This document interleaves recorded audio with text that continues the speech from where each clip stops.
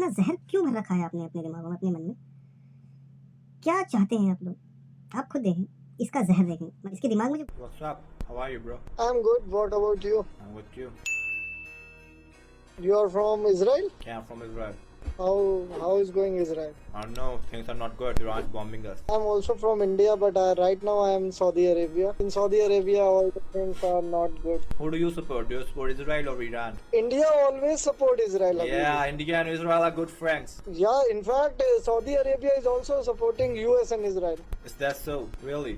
Yeah, because Iran is terrorist country. We cannot support Iran. But people all over the world, they say that Israel bombs Iran, Israel bombs women, Israel is killing innocent people, taking innocent lives, and they hate us. If I got one chance to come Israel, I will come. We will Muslims. fight together, brother.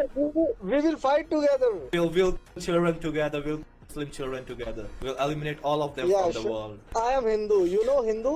Yeah, I know Hindu. But in India, there are too much Muslims, too much Christians, Yeah, too throw much them out, Hindu. throw them out, Everybody- throw all the Muslims out. Why are you not throwing them out? Brother, really, I love you, brother. Yeah, I love you. I can't say anything because right now I am in Saudi Arabia. Okay, if I will present in India, I will say the same language what you are saying. तो लानत तेरी शक्ल पे बेगैरत आदमी अपने मुल्क में कुछ कर लेता ना, फिर जाके वही मुस्लिम मेजोरिटी मुल्क के अंदर जाके तो बैठा हुआ है, भाग गया बैठा ये बंदा जाके सऊदीया के अंदर है, लेकिन इसको ये मुसलमान सऊदी खत्म में करने बैठ हैं। करके एक बंदे को, ये मुस्लिम बंदा है पाकिस्तान का, उसको इजरायली बंदा समझ करके सारा मन का जहर जो था सब उगल दिया इसने।